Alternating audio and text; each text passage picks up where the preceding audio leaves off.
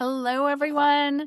Shannon Miller, Cleaning Business Life. Welcome to another episode. I'm so excited you are here. Oops, sorry, I forgot to turn off the alarm. I am watering and it's over 100 degrees today, so I have to put a timer on so I remember to go move the water for the trees.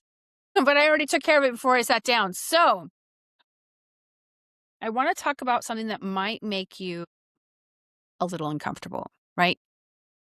Let me just blanket this here. Customers don't pay you for hard work. And you're probably going, yeah, right, Shannon. People pay me hand over fist for my hard work.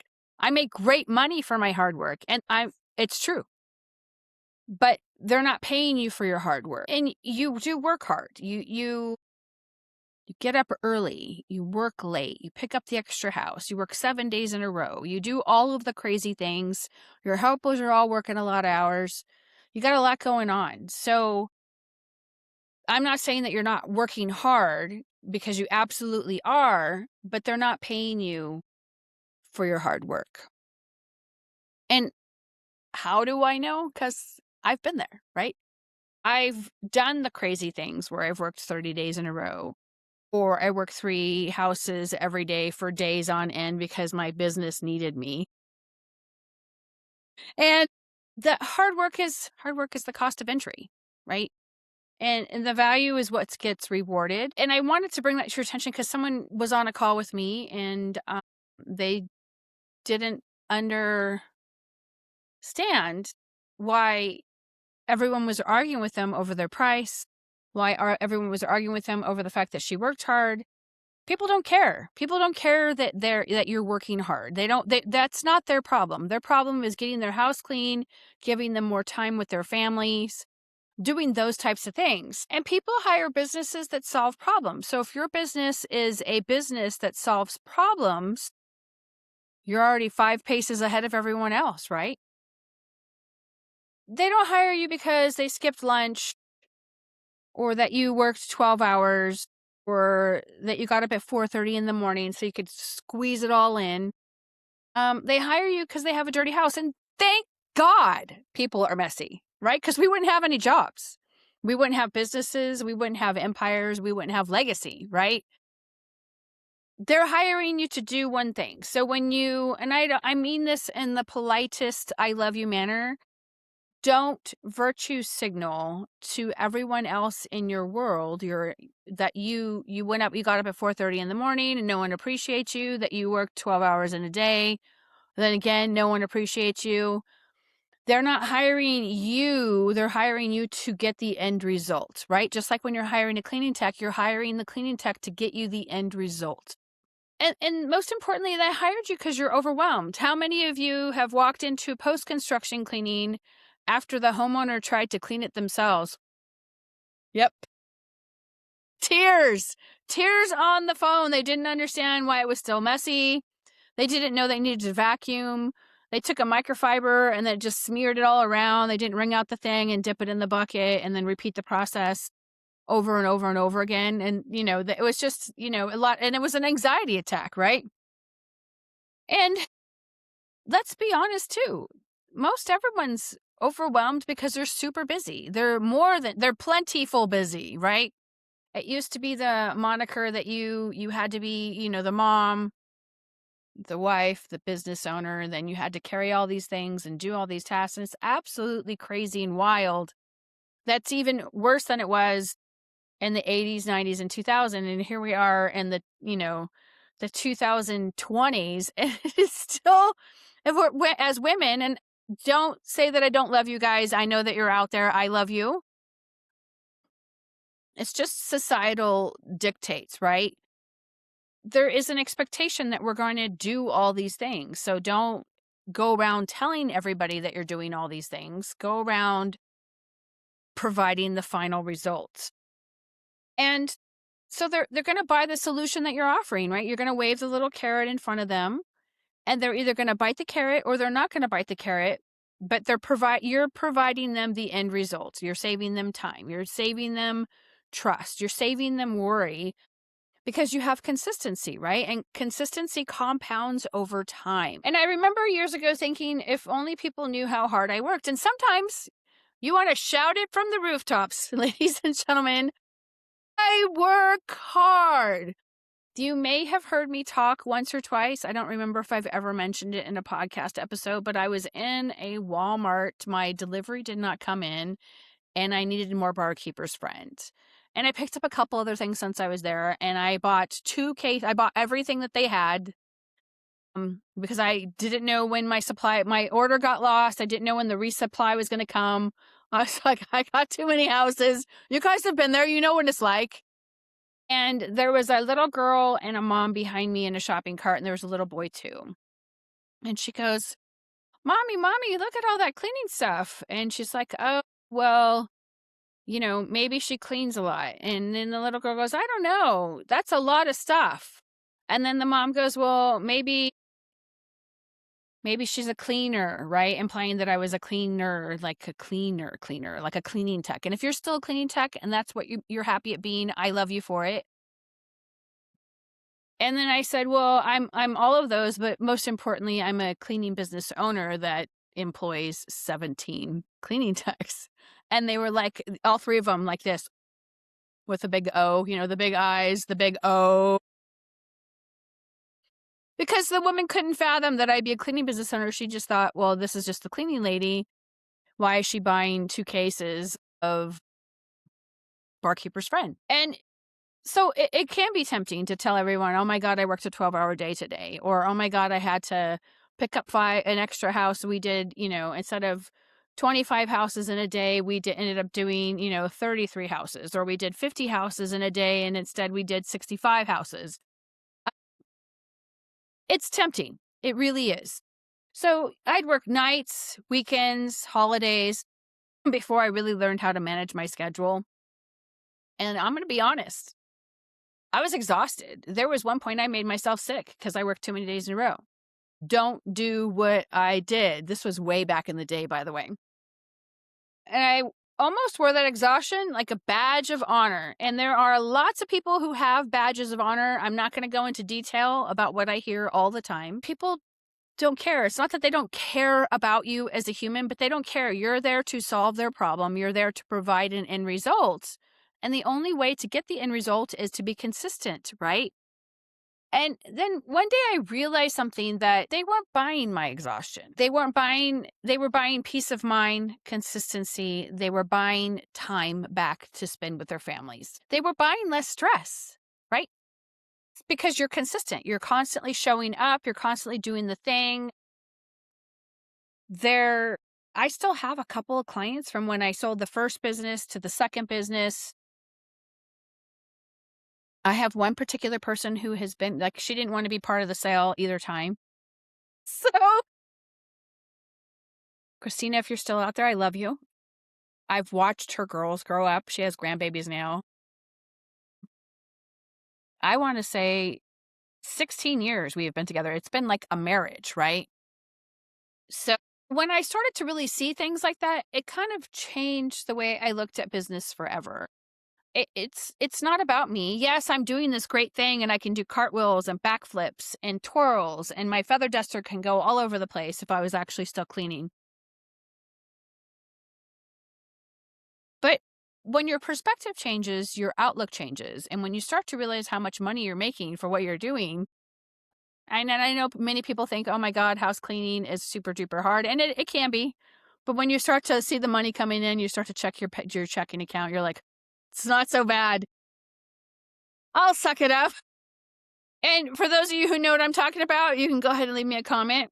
But I want to bring Walt Disney, into the mix for a minute. Nobody walks into the park thinking, I wonder how many people got up at 3:00 in the morning. Nobody cares. They're there to have the Disney experience, right? Nobody thinks about the overnight cleaning crews. I've seen them. It's a 24-hour cycle and it's all on a schedule. And there's a lot of things that happen at Disneyland that you'd probably be shocked, like about how much it takes, how much trash is generated every year. No one thinks about the maintenance teams, landscapers. They have I talked to one person, I think they have 27 full-time landscaper people to help maintain the beauty of Disneyland at any given time. Now, that was told me third hand, so it could be wrong, but if you have an exact number, I would love to know. I'm weird like that. And nobody thinks about how much time and effort it took to make everything look effortless. Like when people walk in, usually people will want the smell to associate that psychological thing, because when you smell something, it triggers memory. For those of you who don't know, my mom was a psychologist. And still to this day, if I get a good peach, my grandma used to take peaches from her peach tree. She lived in this little 1-bedroom studio apartment, and she had this huge peach tree, and they were like softball size, like this. And this year we ended up getting really lucky, and we had some nectarines that were just wonderful. Not organic, fresh from the farm, but at Sprouts, or if you have a Mother's Market, you know what I'm talking about. So smell triggers memory. So that's why a lot of people go, my house does not smell clean. In actuality, it does smell clean. We've just been psychologically conditioned to want the lemon fresh scent, right? Or the lemongrass, or whatever it is that you're doing. People want it because they're looking for the experience, the Disney experience.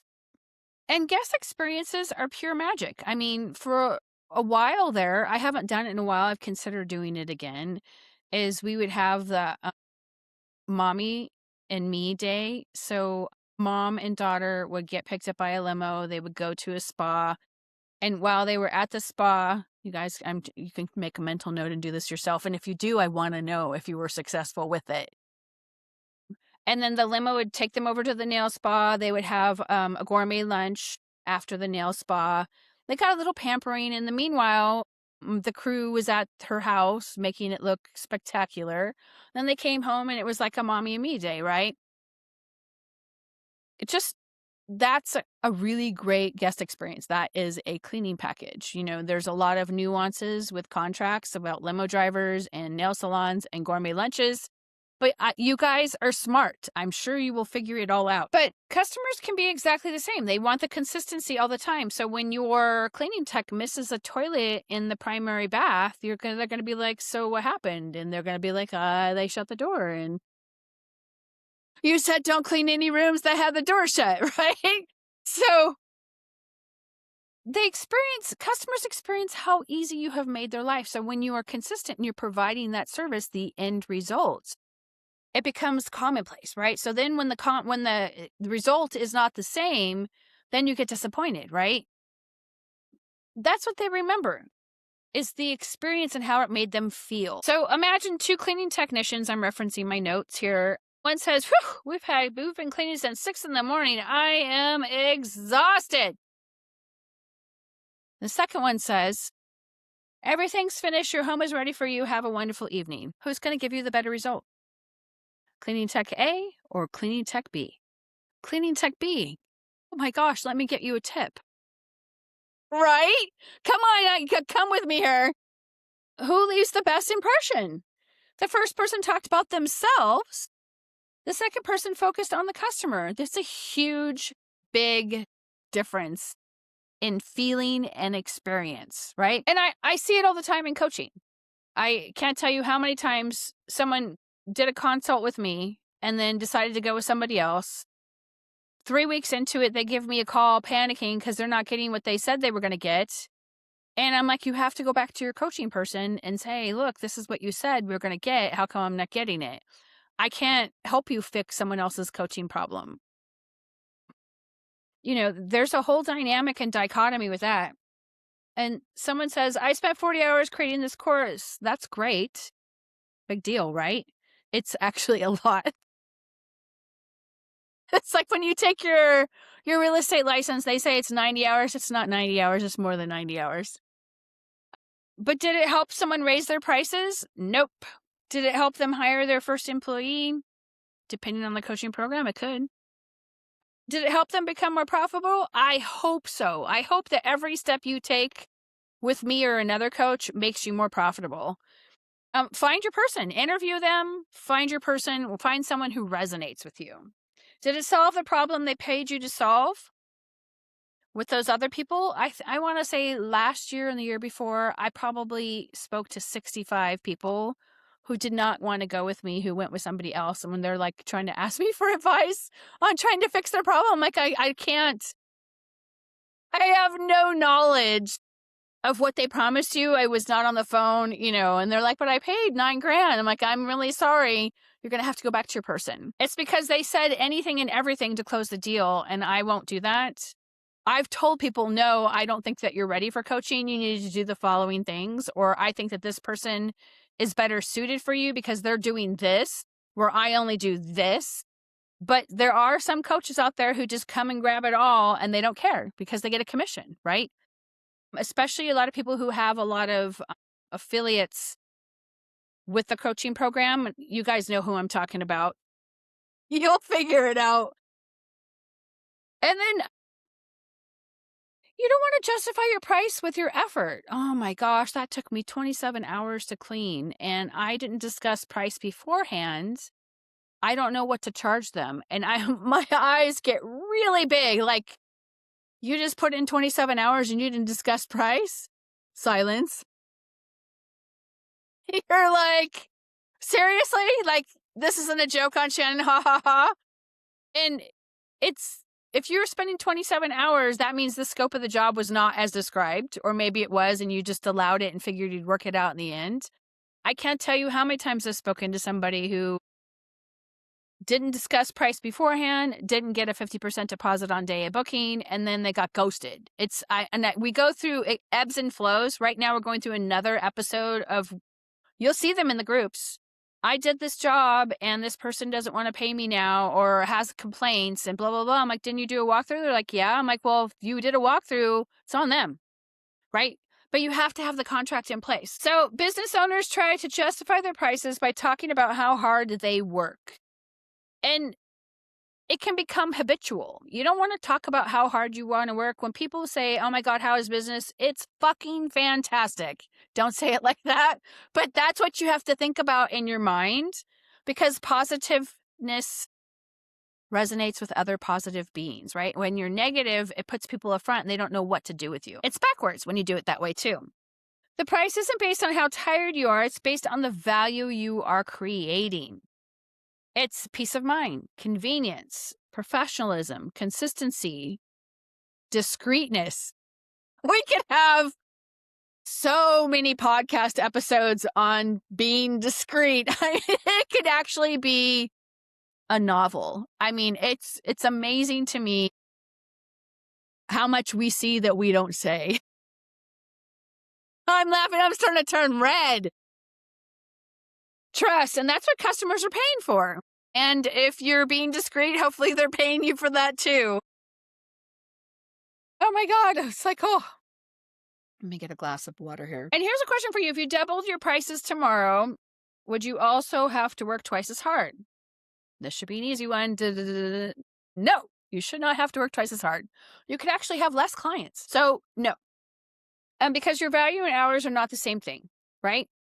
So you need to be paid top dollar. I'm all about not leaving money on the table. You guys will hear me say it all the time. As CEOs, we have to stop measuring success by exhaustion. Instead, ask yourself, how can I generate more value? Hence the mommy and me days, right? What problem am I solving? How can I make this easier on my customer? What kind of feeling are they getting when the cleaning tech is done? Is it to their satisfaction? And I'm not talking about the really extreme clients who are asking for all these really interesting, detailed, like over-the-top things. That's not the McDonald's crowd. And if you are going to cater to them, that's totally fine. Make sure you're charging for it. How can you improve their experience? How can I create more value? How can I build systems that deliver consistent results? And that does take a lot of effort to get that out of your head and into an actual system. And over time, your systems will change. Sometimes you'll have a beginning, a really easy system. And then other times it'll be like, as you grow and evolve, your system becomes more and more sophisticated and complicated. And then AI can kind of step in and then AI can kind of step out. It just depends on where you're at in your business, right? And that's CEO thinking. It's an important lesson for our teams as well. An employee might say, I've worked really hard today. When the customer asks, so how's your day? And you're saying, I worked really hard today. And they'll be like, it took me a long time when people say, oh my God, how are you? Oh, I'm great. They're not really looking for, I worked really hard today. They're just looking for the common mutual greeting. I'm great. How are you? And then it gives them an opportunity to talk about them because that's why you're there, right? For them. But it took me a long time. When I became an adult, I'm like, why? People would just like say all kinds of things. I was like, wow, way more information than I wanted. Did the customer feel cared for? That's something that you might want to consider when you have cleaning techs going to people's homes. We have a lot of cleaning techs who don't want to give you eye contact, who have to practice in front of the mirror to say hello and good morning because it's not something that has been something that they grew up with, right? And you guys always hear me reference the phones, right? Did you communicate well? Did you notice something that needed attention? Oftentimes when we're in clients' homes, the cleaning tech will be like, oh my God, you know that bathroom sink in the Jack and Jill bathroom is leaking on the right side. Then you can just casually say, hey, we noticed that your your bathroom sink was left on, that it's running, blah, blah, blah. And the reason why you want to mention it is because what will happen is they'll get their water bill. It'll be $800. They'll be like, well, they never said anything, or they'll blame you touched it last. So if you say at your last visit, we noticed that your bathroom sink was leaking a little, we just thought you should know, then it's not on you, right? Did you create an experience that makes them excited to have us back? This is big, especially in the Disneyland world. It's a Disney experience. Are you creating experiences where people feel how great it is to have their house cleaned? Hard work matters, and the results from the hard work matter even more. So people aren't buying a clean house. They're buying more time, less stress, peace of mind, a home they're proud to invite friends to, a weekend that they don't have to spend cleaning, which is always nice. Who doesn't want to not have to clean on the weekends? One last thing on an already overwhelming to-do list, and that's what you're really selling. Never forget that. You're selling people time and trust and how they feel. So here's what I want you to remember. Work hard. Be proud of your work. Build something meaningful. Don't confuse your effort with your value. Customers don't reward you because you struggled. They don't really, it's not on their radar. They reward you because you made their life better. Remember, people don't pay for your struggle, they pay for your solution. And one more, your customers aren't grading your effort, they're grading their experience. How do they feel when your cleaning techs have left their home? If you can remember these 2 sentences, they'll change the way you think about your business. I think the paper's stuck. Thank you so much for listening to another episode of Cleaning Business Life. If this episode made you think a little bit differently, and I'm hoping it does, I'd love for you to share it with another cleaning business owner who needs to hear it. Until next time, keep building a business that gives you freedom, more choices, in a life that you actually want to participate in. Take care.